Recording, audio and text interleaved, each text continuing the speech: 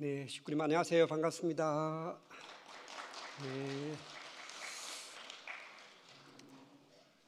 이제 양력으로 2023년 한 해가 오늘을 포함해서 정확하게 29일을 남겨놓고 있습니다. 그래서 오늘은 이 12월을 어떤 마음 자세로 보내면 좋을까 하는 그런 마음으로 설교를 준비해 보았습니다. 우리가 이 지상 생활을 하는 동안 한 해를 보내고 또 새로운 한 해를 맞이하는 이 연말 연시의 과정을 1년에 한 번씩은 반드시 거치게 되어 있습니다. 지금 이 12월을 맞이하는 우리 식구님들의 마음은 어떠실까요? 한번 들어보고 싶습니다만은 아마 식구님들 마음마다 제각각 아마 다르실 거라고 생각이 들어집니다. 어떤 분은 지난 한 해 동안 이루어내었던 보람 있는 일들을 생각하면서 뿌듯해 하시는 분도 계실 것이고, 또 어떤 분은 일이 잘 안 풀리고 자꾸 꼬이기만 하는 등 여러 가지 어려움들을 겪었던 한 해였기에 속상해 하는 분도 계실 것이고, 또 어떤 분은 빠듯한 직장 생활에 쫓기면서 하루하루를 먹고 사는 일에만 치중하다 보니 한 해가 훌쩍 지나가 버리고 말았다면서 아무것도 남은 게 없어서 하늘 앞에 돌려드리는 게 없어 죄송한 마음뿐이다, 이렇게 아쉬워하는 분도 계실 것입니다. 목회자로서 저 역시도 한 해를 돌이켜보게 되면 때로는 섭리와 함께했던 뿌듯한 보람도 있었던 반면 교회를 더 성장 발전시키지 못한 점, 그리고 식구님들의 아픔과 어려움에 대해서 더 깊게 공감하지 못하고 제대로 도움을 드리지 못한 점에 대해서 한없이 죄송하고 또 송구스러운 마음 금할 길이 없습니다. 따라서 오늘 우리 각자가 이 지나온 2023년 한 해를 돌이켜보면서 반성과 함께 새 출발의 마음을 다짐해 보고자 회고와 반성이라는 제목으로 설교를 준비했습니다. 먼저 천성경 294쪽에 나오는 참 부모님의 말씀 한 부분을 훈독하겠습니다. 영인체와 육체가 수정같이 맑게 살고 가야 나중에 영계에 가서 문제가 없습니다. 거기에 어떤 흠집이 있으면 천국에 못 들어갑니다. 지상에서의 삶이 중요합니다. 살던 그냥 그대로 영계에 가는 것입니다. 여기에는 누구도 예외가 없습니다. 자기 자신이 투명하게 다 드러나 보이는 것입니다. 그렇기 때문에 지상생활을 참 잘해야 됩니다. 정성 들이며 하루에도 몇십 번 원리 기준을 중심 삼고 반성하면서 아침, 점심, 저녁 24시간 천상법에 걸리지 않게끔 살아야 합니다. 아주 지상생활을 참 잘해야 된다라고 하셨고, 정성 들이며 하루에도 몇십 번 원리 기준을 중심 삼고 반성하면서 24시간 천상법에 걸리지 않게끔 살아야 한다고 하셨습니다. 이어서 천성경 1372쪽을 보면 참 아버님 성화 이후에 2012년 10월 27일 참 어머님께서 주신 말씀이 나옵니다. 여러분, 마음을 비우고 회개해야 됩니다. 진심으로 회개해야 됩니다. 매사에 이렇게 회개할 수 있는 마음을 갖게 일깨워 주신 하늘 앞에 감사하고, 자기 자신을 놓고도 새 출발을 할 수 있게 된 것에 대해 감사해야 됩니다. 아주 마음을 비우고 진심으로 회개해야 된다고 하셨고, 매사에 이렇게 회개할 수 있는 마음을 갖도록 일깨워 주신 하늘 앞에 감사하고 새 출발을 할 수 있게 된 것에 대해서도 감사해야 된다라고 이렇게 말씀해 주셨습니다. 사실 대부분의 사람들 보면 늘 바쁘다는 핑계로 자신의 삶을 회고하거나 제대로 반성해 보지도 못하고 그저 아무 생각도 없이 무심코 하루하루를 보낼 때가 많고 한 달, 더 나아가서 1년의 삶도 그렇게 훌쩍 넘길 때가 많습니다. 만일 우리가 이 한 해를 대충 계산하고 대충 반성하게 되면 새로운 한 해에 대한 계획 역시 대충 짤 수밖에 없을 것이고 그저 연례 행사처럼 습관적으로 새로운 한 해를 맞이할 수밖에 없을 것입니다. 반면 우리가 지나온 이 1년의 삶에 대한 깊은 자기 반성과 자기 성찰의 기대 위에 정말 깊은 회개의 마음으로 새로운 출발을 결심한다면 분명히 더 성장 발전해 나가는 한 해의 삶이 될 것입니다. 참 부모님께서도 매일매일 새로운 마음으로 새롭게 출발하면서 이 뜻길을 가고 있다라고 말씀하신 바 있습니다. 우리 인간은 하나님께서 창조하신 이 우주 만상의 모든 피조 만물, 이 피조물 가운데 특별히 가장 특별한 존재로 지음을 받았습니다. 특히 다른 동물과는 달리 무형으로 계시는 절대자에 대한 경외심을 가지고 때로는 마음과 정신을 집중하여 기적을 일으키기도 하는 위대한 창조성을 가진 영적 존재로 지음을 받았습니다. 이와 함께 우리 인간만이 가진 많은 속성 가운데 특별히 중요한 이 속성 한 가지를 꼽는다면 바로 우리 인간은 반성할 줄 아는 존재다라고 말씀드리고 싶습니다. 자기의 말과 행동과 습관에 대한 반성, 이것이야말로 정말 우리 인간을 인간답게 만드는 위대한 속성이 아닐 수 없습니다.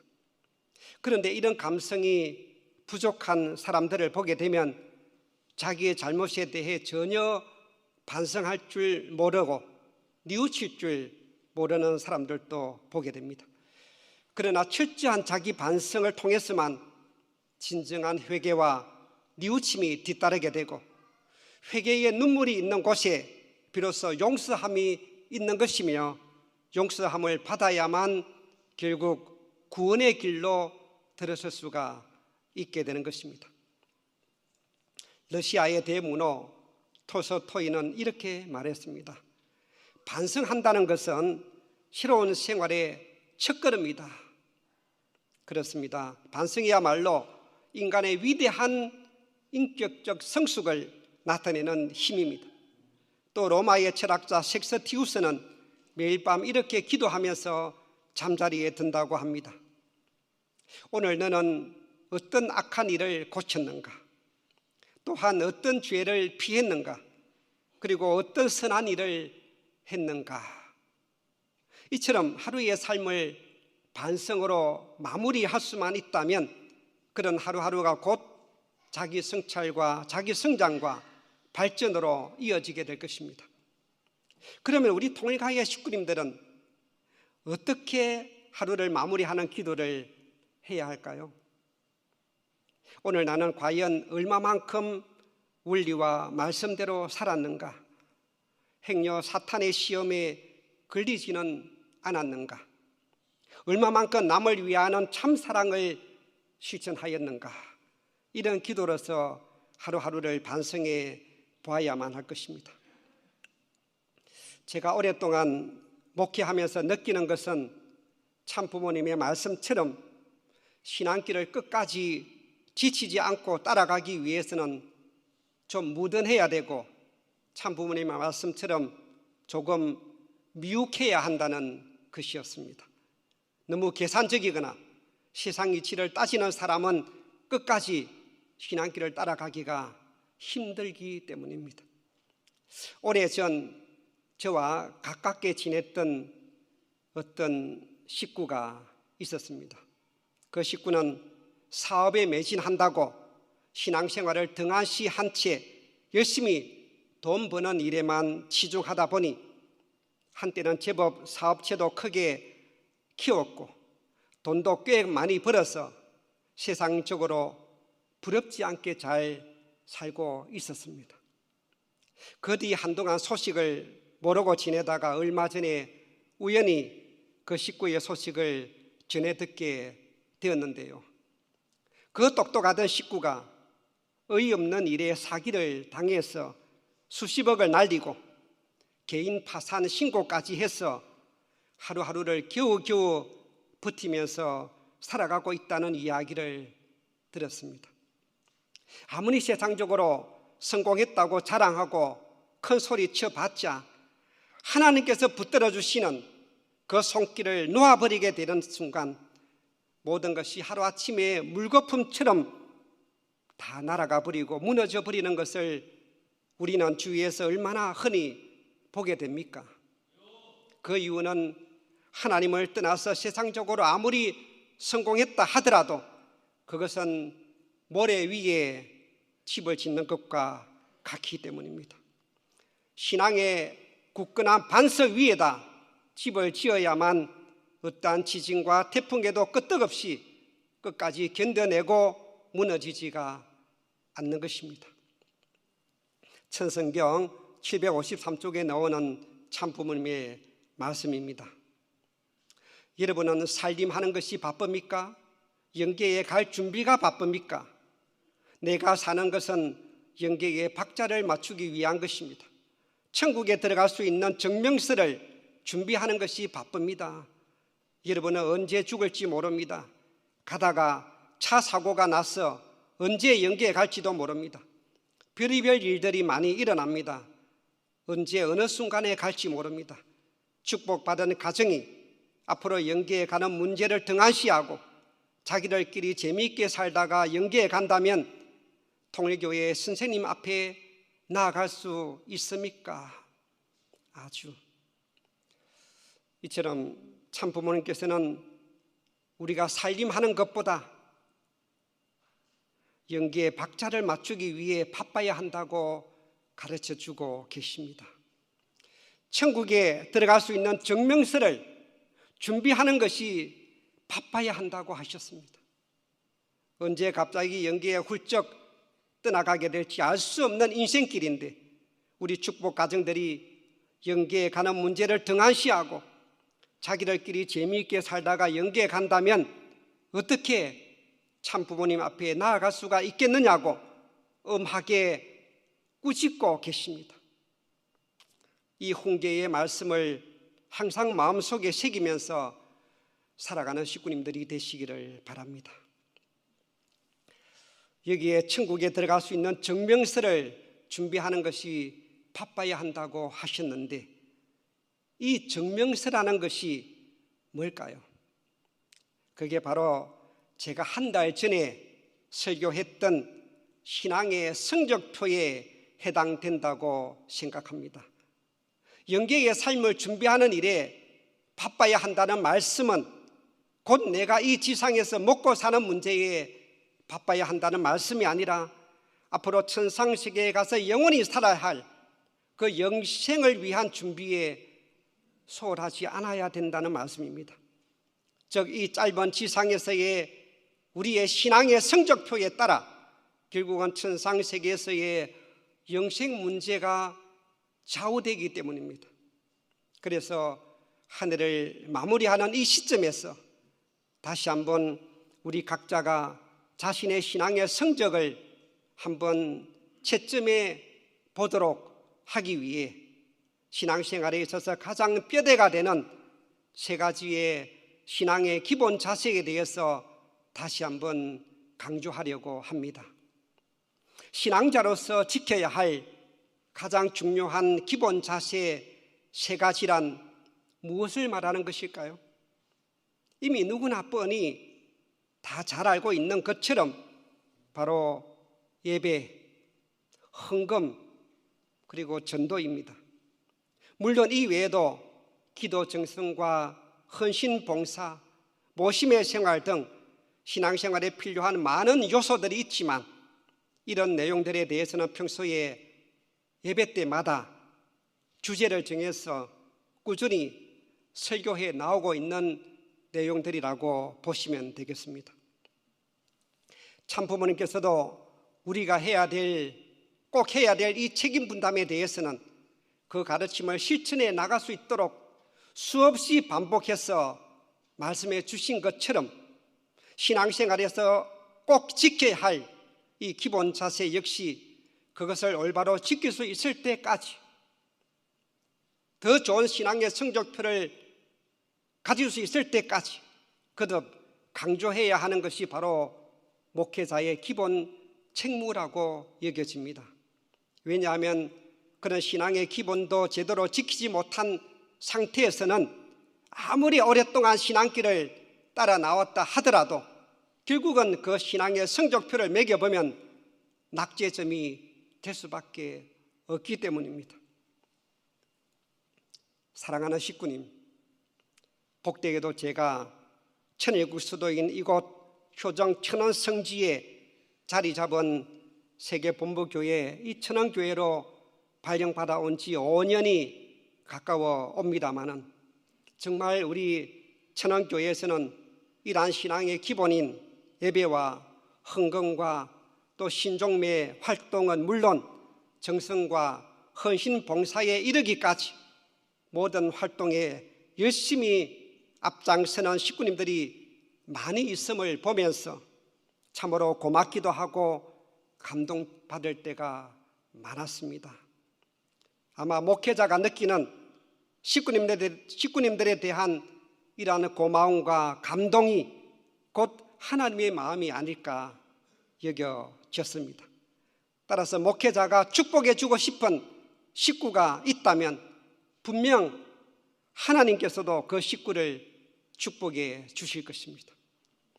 그런데 한편으로는 이러한 신앙의 기본 도리도 잘 지키지 못하는 식구, 그리고 아예 잠자고 있는 휴먼 식구들도 의외로 많이 있음을 보면서 정말 안타까운 마음 금할 길이 없었습니다. 따라서 이 시간 제가 말씀드리고자 하는 이 신앙의 기본 자세에 대한 내용은 어쩌면 지금 이 자리에 앉아 계시는 우리 식구님, 정말 열심히 신앙 잘하고 계시는 우리 식구님들에게는 해당되지 않는 설교일 수도 있습니다. 하지만 우리 주위에 신앙을 제대로 잘 못하고 있는 식구들을 목회자를 대신해서 찾아가서 올바로 알려줘야 되겠다 하는 마음으로 제 설교를 들어주시기를 부탁드립니다. 신앙자의 기본 자세에 대한 말씀을 드리기 전에 먼저 예화 하나를 들려드리겠습니다. 이미 잘 알려져 있는 예화입니다. 어느 독실한 기독교인이 꿈속에서 하나님과 나란히 해변의 모래밭을 걷고 있었답니다. 그런데 그가 지나온 발자국들을 뒤돌아 보니까 하나님과 함께 두 줄로 나란히 걸어왔던 그 발자국이 어느 때부터는 갑자기 하나밖에 없는 것을 보고는 하나님께 좀 항의조로 이렇게 여쭈봤답니다. 하나님, 어떻게 이러실 수 있습니까?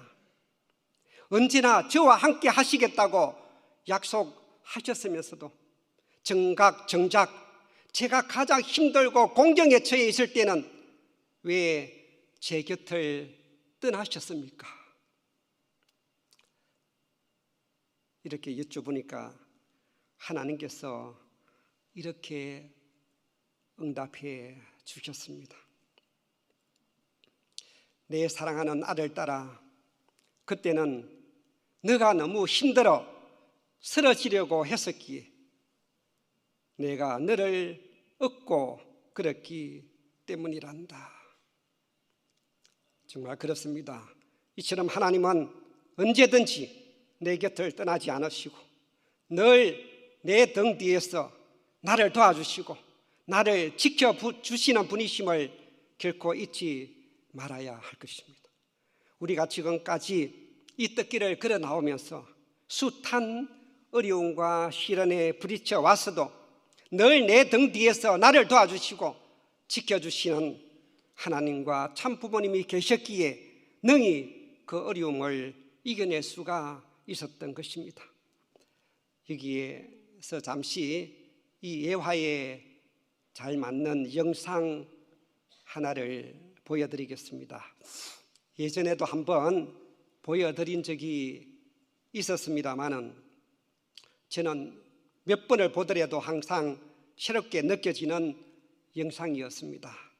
그럼 이 영상을 한번 시청하시겠습니다.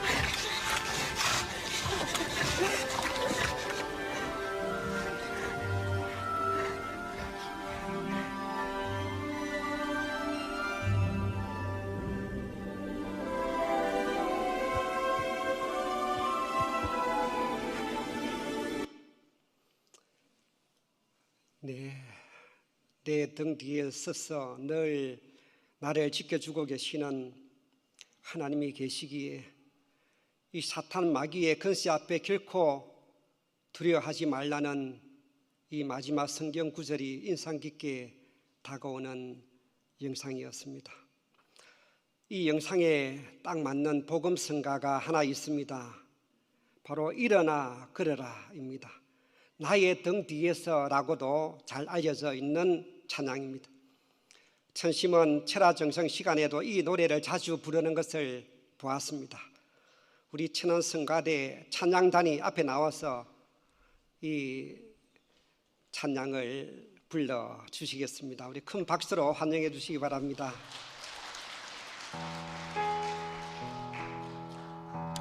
우리 식구님들도 함께 따라 불러주시면 더욱 은혜가 되실 것입니다.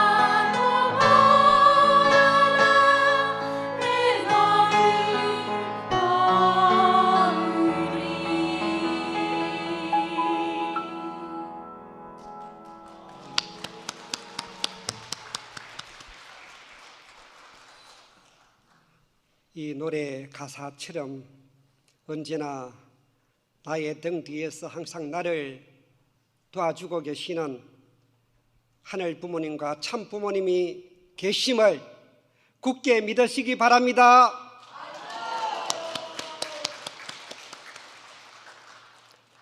사랑하는 식구님, 이제 신앙자로서 지켜야 할 세 가지 기본 자세에 대해서 살펴보도록 하겠습니다. 첫째 기본 자세는 바로 예배 참석입니다. 솔직히 예배에 참석하지 않는 사람을 가르쳐서 누가 신앙자라고 부르겠습니까?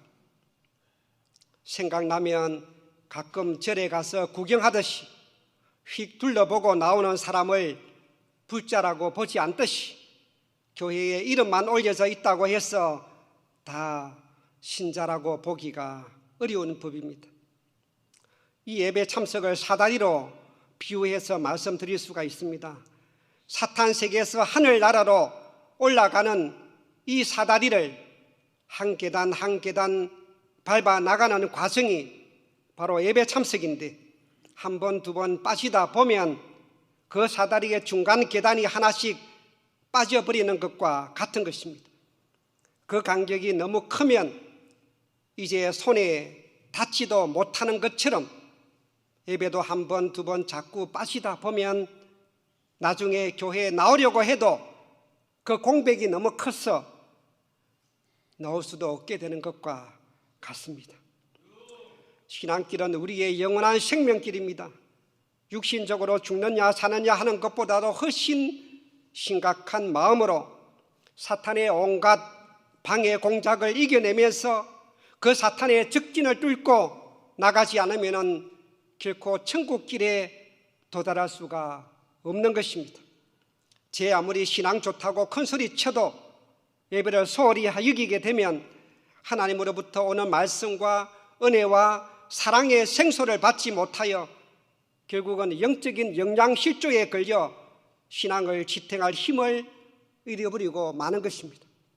그런 사람은 너무도 쉽게 세상적인 유혹과 사탄의 시험에 빠지고 마는 것을 흔히 보게 됩니다. 아무리 돈 버는 것이 중요하고 세상의 친구가 중요하다고 해도 하나님을 붙드는 것만큼 우리 가정이 복받고 내 자녀들이 보호받는 길은 어디에도 없는 것을 여러분 꼭 명심하시기 바랍니다. 아주 천성경 1184쪽에 보면 이런 내용이 나옵니다. 하늘 앞에 나아가는 데 있어서 약속이라는 것은 어디를 가더라도 절대적으로 엄수해야 됩니다. 약속을 안 지키는 사람이 무슨 은혜를 받겠습니까? 그런 사람은 가다가 맙니다. 하늘은 간절히 사모하고 간절히 애쓰는 사람을 대해 주십니다. 아무나 막 찾아가서 대해 주시는 하늘이 아닙니다. 그렇기 때문에 예배 시간만은 절대로 엄수해야 됩니다. 아주 하나님과의 약속인 예배 시간을 철저히 지켜야 은혜를 받는다고 하셨고, 하나님을 만나는 날을 간절히 사모하는 마음으로 예를 서면서 기다리는 사람을 하늘은 대해 주신다고 하셨습니다. 이처럼 예배 참석을 생명시 여기는 가정에게는 반드시 하늘이 큰 복을 내려주실 줄 믿습니다. 아주 신앙자로서 지켜야 할 두 번째 기본 자세는 바로 헌금 생활입니다. 하늘 앞에 물질을 바치어 헌금하는 것, 그것은 결코 헛돈이 아닙니다. 절에 시주를 바치는 것도 마찬가지입니다. 세상에 어려운 사람을 위해서 적선을 행하고 기부금을 내는 행위도 모두 그 후손들이 복받을 수 있는 복주머니를 물려주는 것과 같습니다. 하늘은 반드시 그 바치는 물질에 대한 몇백 배 이상의 보상을 해주시는 분이시기 때문입니다. 어떤 방식으로 보상을 해주실지는 아무도 모릅니다. 오로지 하나님만이 아시고 내려주시는 그 복이 가장 크게 열매 맺을 수 있는 그 자리를 찾으시는 것입니다. 헌금 생활의 이 중요성에 눈을 뜰 줄 아는 신앙자는 그만큼 신앙자로서 정상 궤도에 진입했다고도 볼 수 있습니다. 그 신앙은 결코 시들지 않습니다. 헌금 열심히 하는 신앙자는 절대로 교회를 떠날 수 없습니다. 특히 11조 철저히 지키는 가정에겐 비록 자기가 알지 못하는 큰 환난이 다가올지라도 하나님은 반드시 그 가정을 지켜주십니다. 천성경 1193쪽에 나오는 말씀입니다. 11조를 바치며 사는 사람은 절대 망하지 않습니다. 날이 가면 갈수록 그의 창고가 불어나게 되어 있습니다. 그 후손이 물질에 대한 궁핍함을 당하지 않는 것이 원칙입니다. 11조를 드리기 위해서는 정성을 들여야 합니다. 그것이 신앙의 본질입니다. 아주 11조를 바치는 사람은 절대 망하지 않는다고 하셨습니다. 날이 갈수록 그 창고가 불어나게 더 있다고 축복해 주셨습니다. 성경 말라기 3장 10절에 나오는 내용입니다. 만군의 여호와가 이르노라 너희의 온전한 11조를 창고에 들여 나의 집에 양식이 있게 하고 그것으로 나를 시험하여 내가 하늘 문을 열고 너희에게 복을 쌓을 것이 없도록 붙지 아니하나 보라. 아주 이처럼 11조는 곧 하늘이 부어주시는 복을 받을 수 있는 그릇을 준비하는 것과도 같습니다. 어떤 식구님을 보면 지금은 너무 가난하고 돈이 없어서 헌금할 수가 없으니 다음에 돈을 많이 벌어서 경제적으로 여유가 생기면 그때 가서 헌금 열심히 하겠다고 하시는 식구님도 보았습니다. 그러나 그것은 잘못된 생각입니다. 순서가 바뀌었습니다. 어렵고 가난할수록 더 열심히 헌금을 하고 11조를 철저히 지켜서 하나님이 주시는 물질 축복을 받아야지 라고 생각해야 올바른 자세인 것입니다.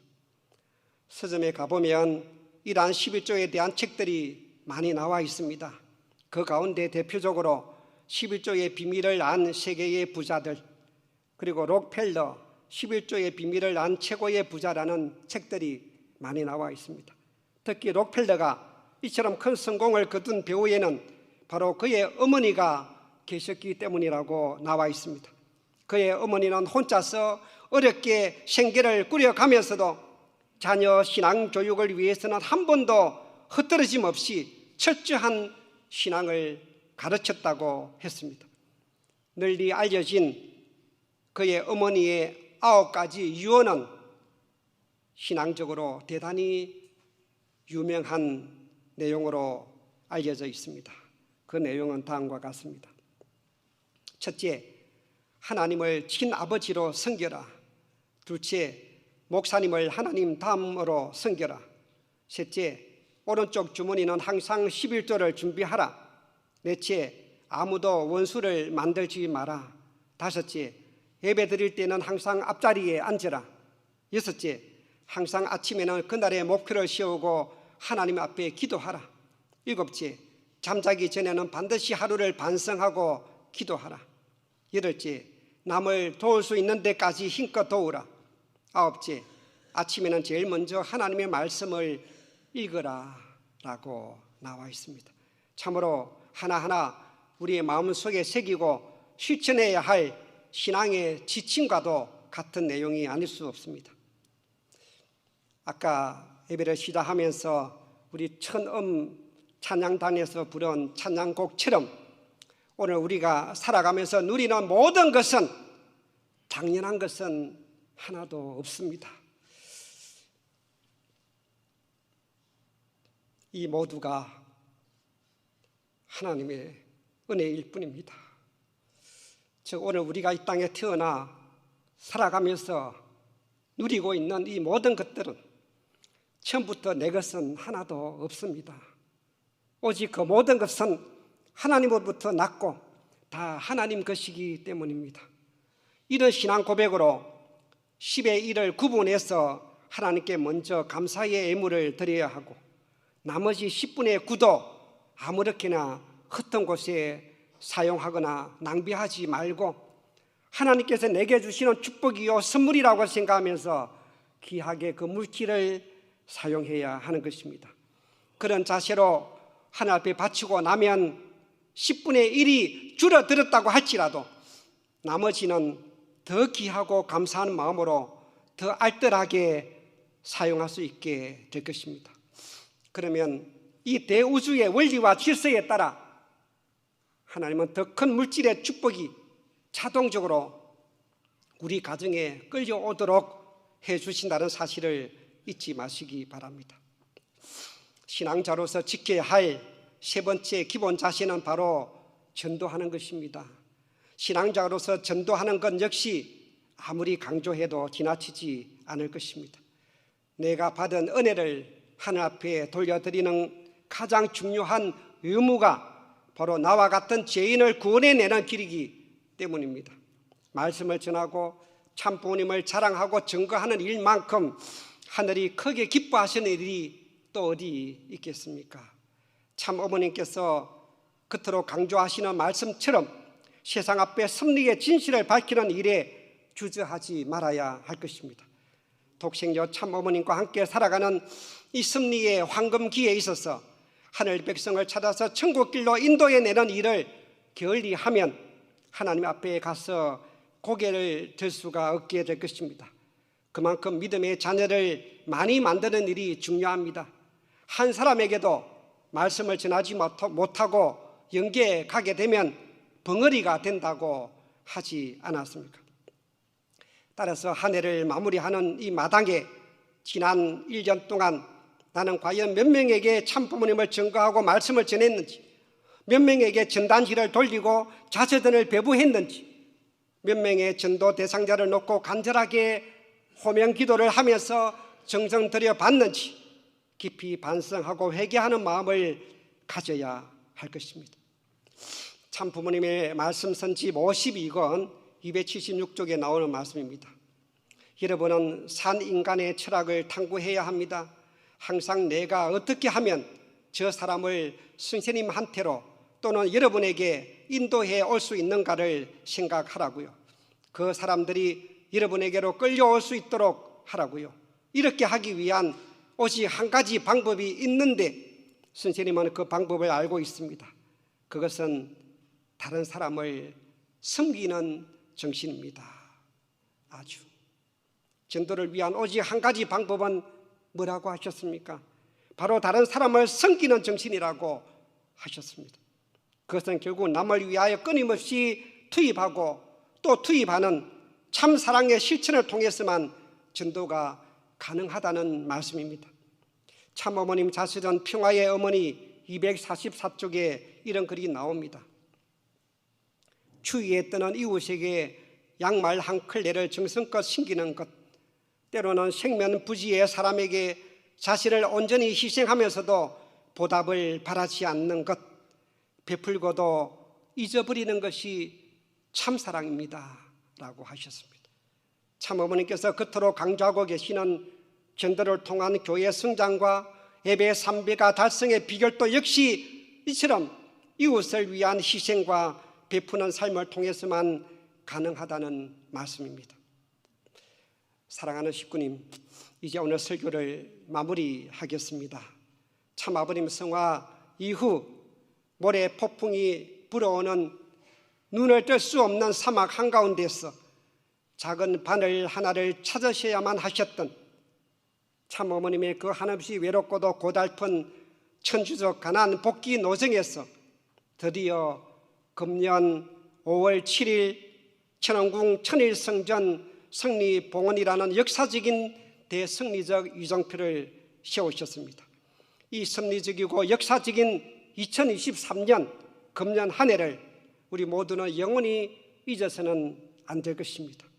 그리고 반가운 소식은 그저께 지난 12월 1일자로 가평군청으로부터 천왕군 이 천일성전 이 천왕궁 박물관 준공검사 승인이 나왔다고 합니다.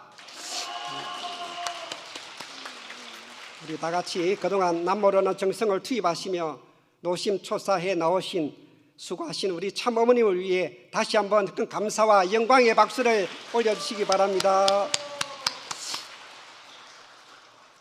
이 섭리적인 이제 이 한 해를 마무리해야 하는 마지막 12월 한 달을 남겨놓고 남은 기간 동안 각자 겸허한 자세로 지나온 1년의 삶을 조용히 회고하고 반성하는 시간을 가져주시고 더 나아가 다가오는 대망의 2024년도에는 하늘 앞에 더욱 자랑스러운 아들, 딸의 모습으로 우뚝 서고자 한 단계 더 업그레이드된 신앙의 목표와 계획을 세워 주시라는 그런 부탁의 말씀을 드리면서 설교를 마치겠습니다. 함께 기도 올리겠습니다.